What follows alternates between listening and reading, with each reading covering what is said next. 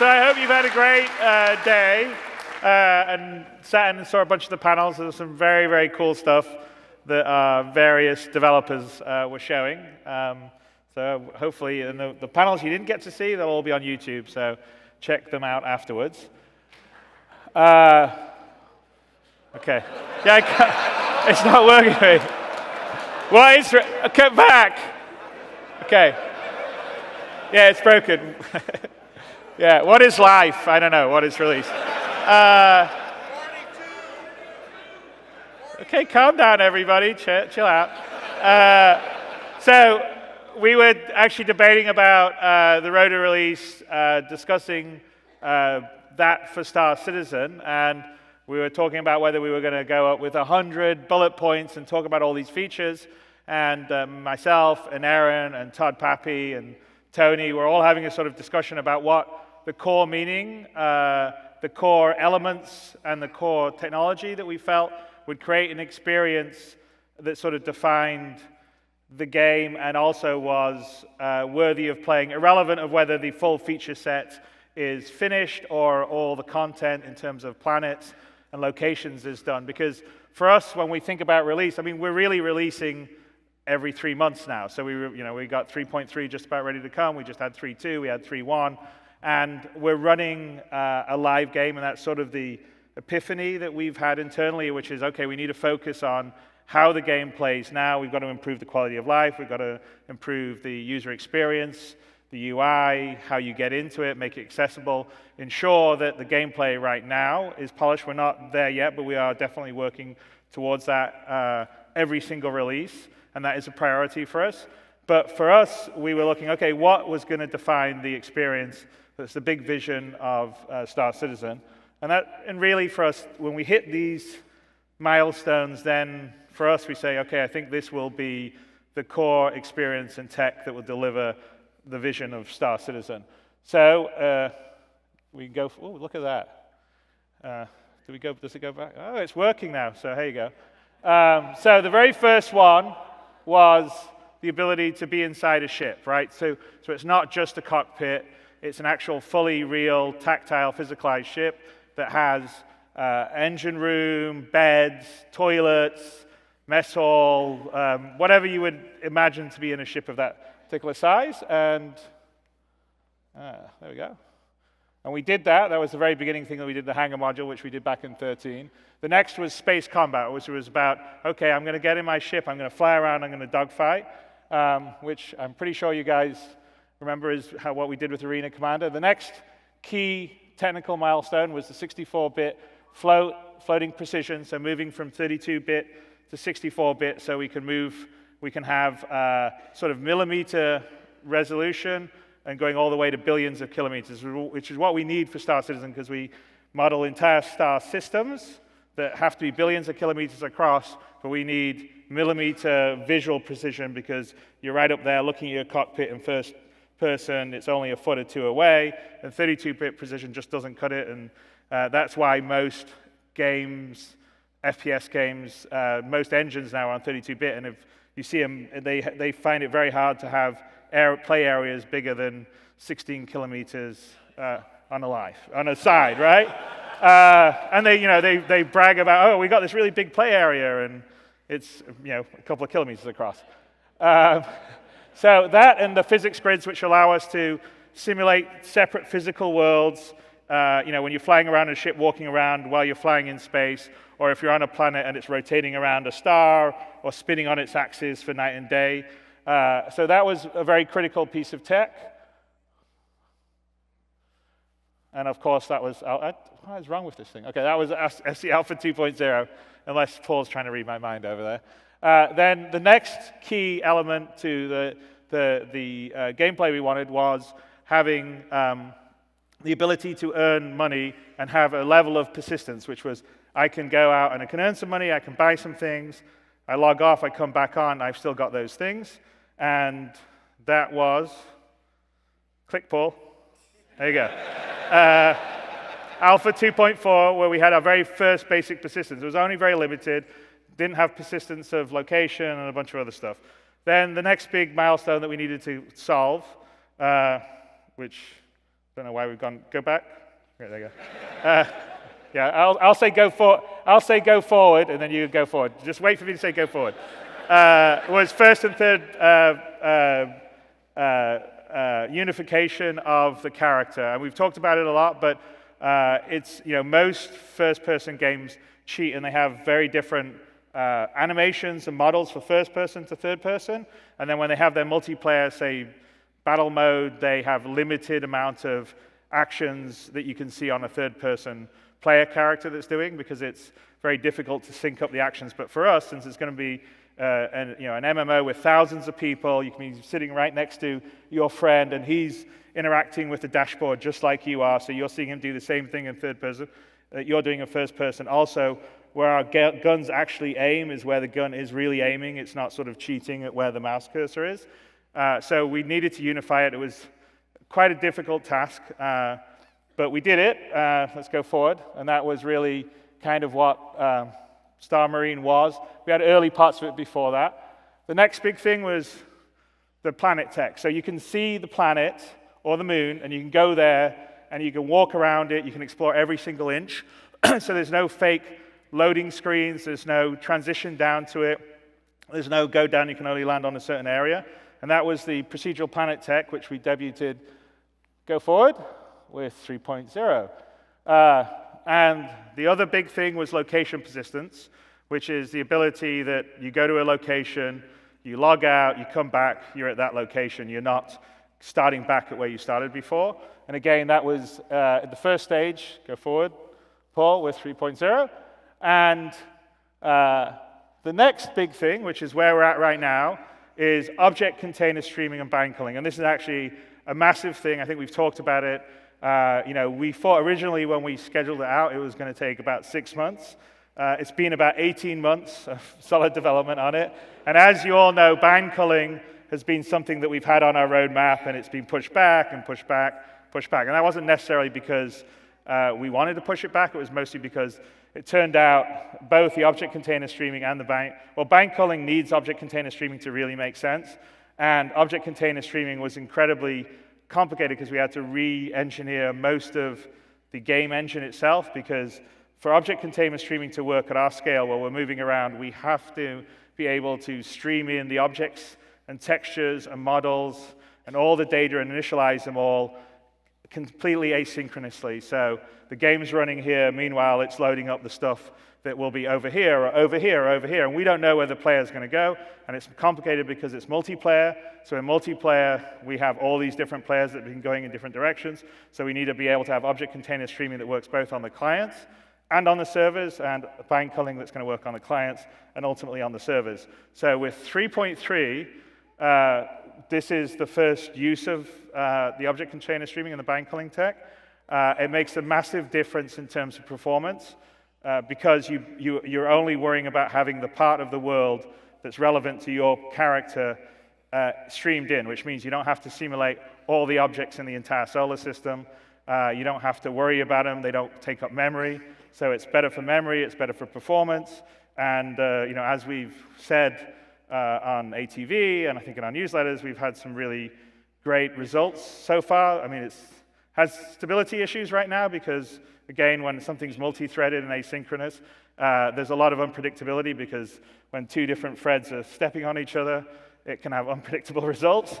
But it's a massive step forward because the biggest thing for us to be able to scale the game and also have performance is this tech here. So we're really quite excited to get this out because it also now allows us to start building out in the stancing system, because before that, as everyone knows, even with 3.0, 3.1, 3.2, the memory use of Star Citizen was way too high for where we want to be, and we just couldn't fit anything more in memory at the same time. So object container streaming allows us to do that, and so that's a massive win for us. So let's move forward, Paul, and that's going to come with 3.3, which we're imminent doing. The next big sort of pillar is the ability to either buy or rent ships, and that's because the game loop is essentially going around earning money. So there's various ways to earn money. There will be more ways to earn money as we flesh out the professions. But once we earn the money, we want to spend it on something. So there's only so many suits of armor or guns you can buy, and the core sort of upgrade loop in the game is really the ships. The ships allow you to do bigger and better things, different professions, and so as a player, you want to earn money and then upgrade, and then that ship will allow you to earn more money and upgrade to a bigger, better thing and do different things. And so that was very important for us to get in. It's going to be in 3.3, both the purchasing and renting. Obviously, there's going to be some time where we adjust to try to get the economy to work properly, because we do have a problem that you can buy the equivalent of a Cessna or a nuclear carrier.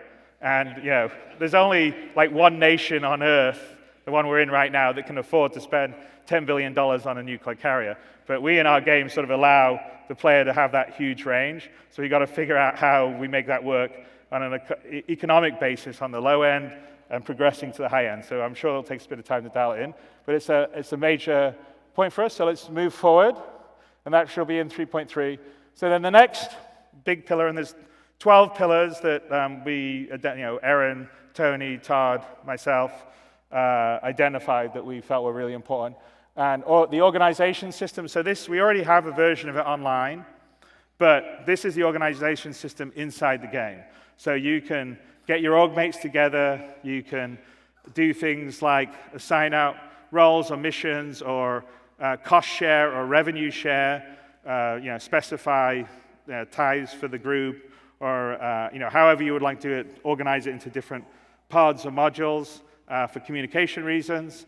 And we want to move that in, so build it further out on the website for some of that stuff, and then bring it across into the game, and you have all that. So you and your friends can create your organizations or groups as small or as big as you want. And then we move forward. Full persistence is the next big thing. It's the 11th thing of the pillars we think. So full persistence, we talked a little bit about it at the beginning of the day, but full persistence is the ability for you to go anywhere in the universe and, me drop this remote on the floor. Doesn't work, so I might as well drop it. There you go, right? So, and then I'm going to walk away, right? I'm going to walk out here. It's going to stream out. It's gone. And then I decide, you know what? I really want my remote again. And then it's going to remember that I dropped it. It's going to stream it back in, even if it was on the surface of a planet. And it'll be there, and I can pick it up in first person. And that's a big step for us to be able to do that. And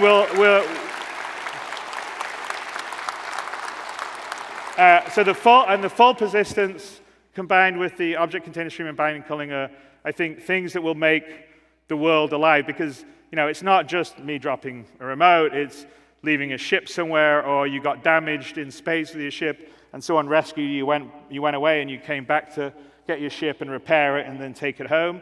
And we're going to, persistence in your hab, so you'll go there, you can see that you can move and interact with the objects.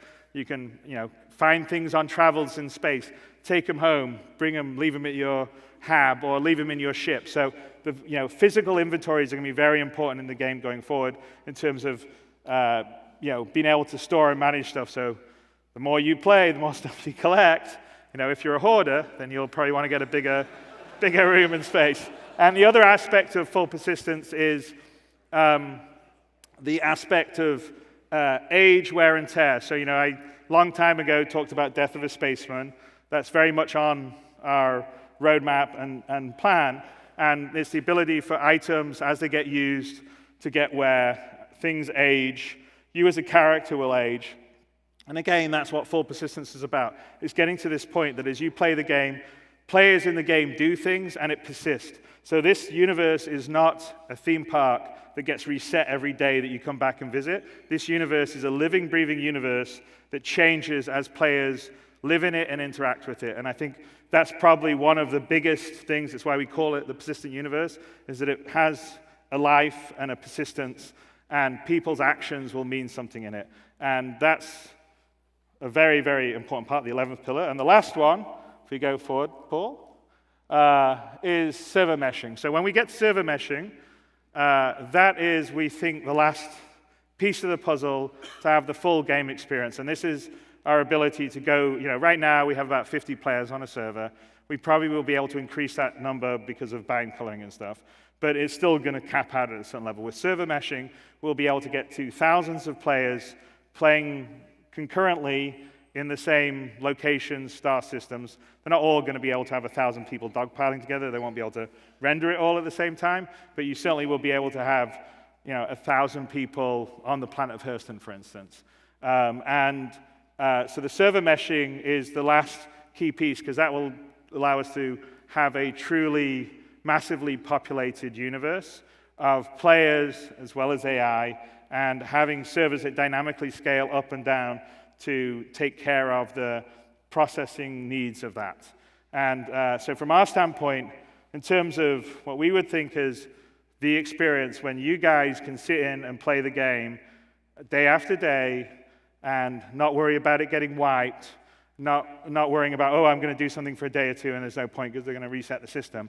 When we get to full persistence and server meshing, that's our marker. And sure, after that, we've got planets to do and star systems, and we're going to have continual feature development. But this is an online live game, and so for us, we don't have a particular viewpoint in terms of, oh, that's it, this is where we finish it, and we don't do any more work. It's like literally, we kind of view, as long as you guys want to live in this universe, every 3 months, we're giving you a build, and here you are, and here's a bit more, and here's a bit more, and here's a bit more. And when we get to the full persistence and server meshing, I think at that point, that's when we're not going to be resetting the servers. It's when it will be an ongoing, living, breathing game. And that, I'm not going to give you a date, but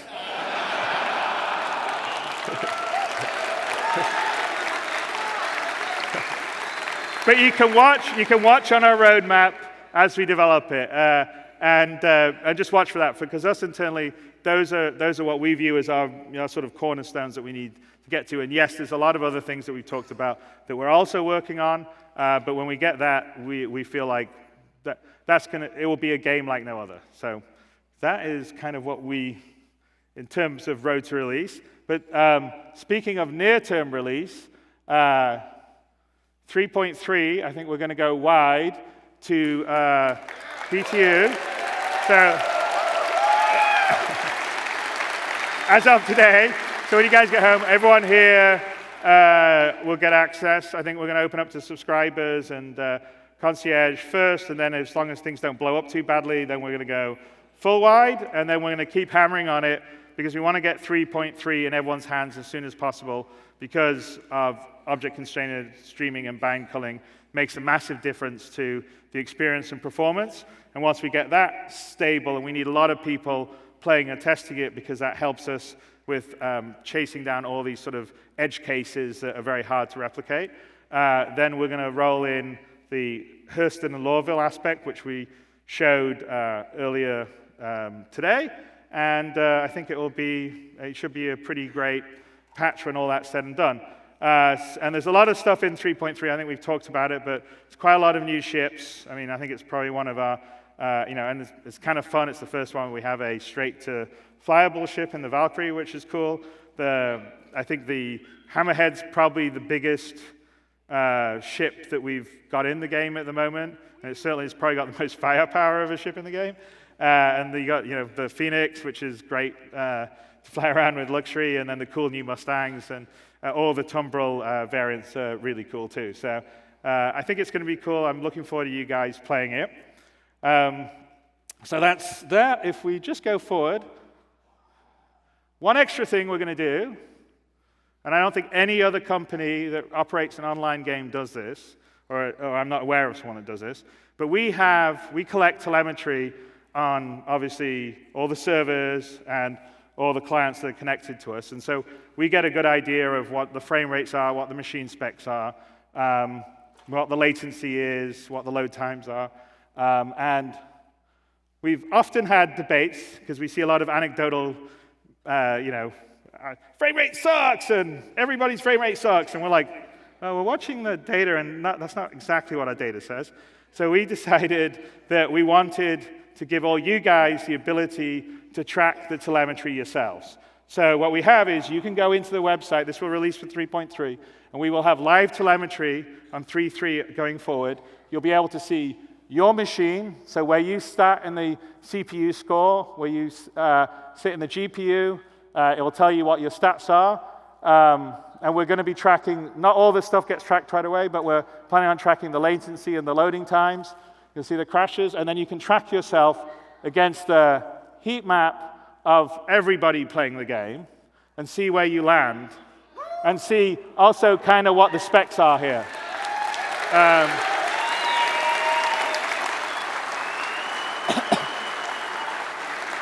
So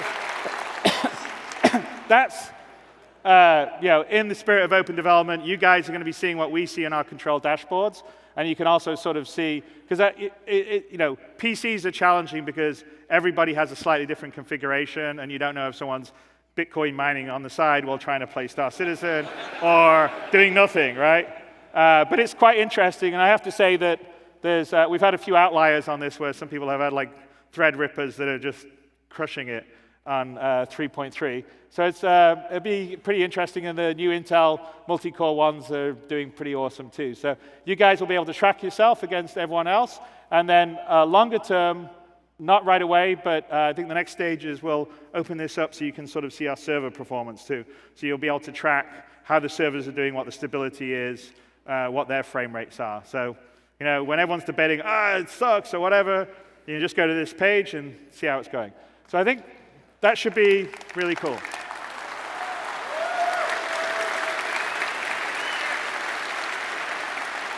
So one more. Okay, I know you guys were trolling me. So obviously I know there's a few people that care about Squadron 42.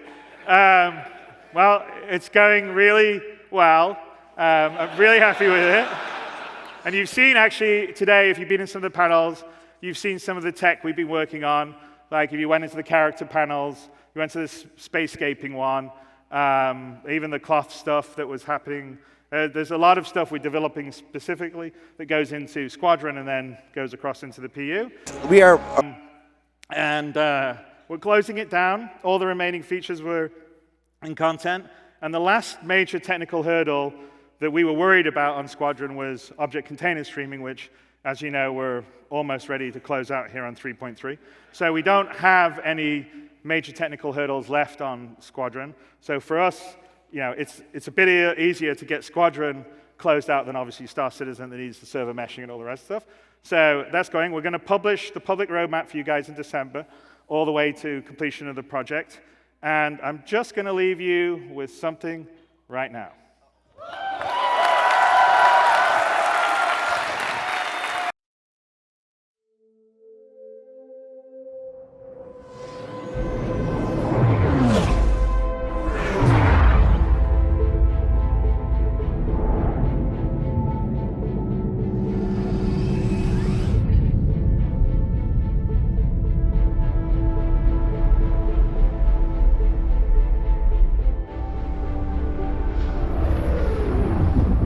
I saw you apply to the Flight Academy again.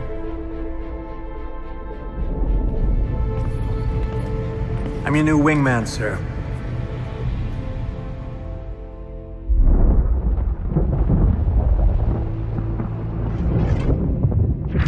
The coil.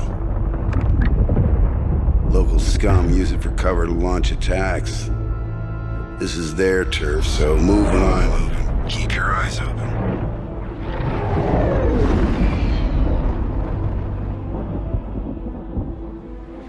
No southern moves. Who the hell are you? We're OMC. And OMC belongs to CitizenCon. Is that your boss? Are we supposed to be scared of him or something? Yeah. The OMC aren't the only ones listening into comms.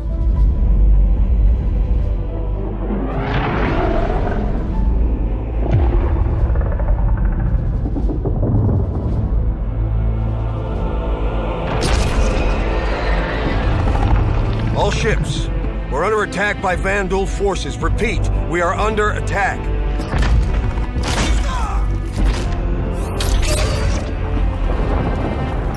There have been battles. There have been losses.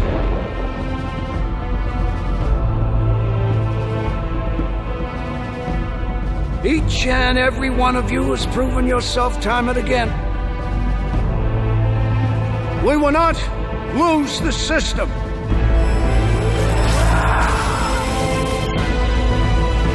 We will not fall back. Form up, Cal. You got a point. Copy that. Tally's on me. Let's say hi. We will win. Because we have to.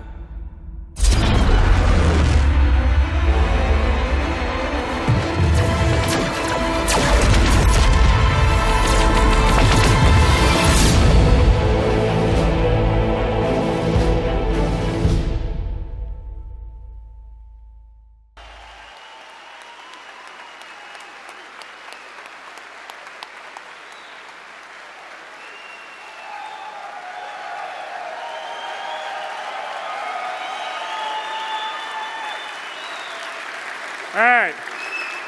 That's the end of our show. Hopefully you liked a little sneak of Squadron 42. Play it again? All right, one more time.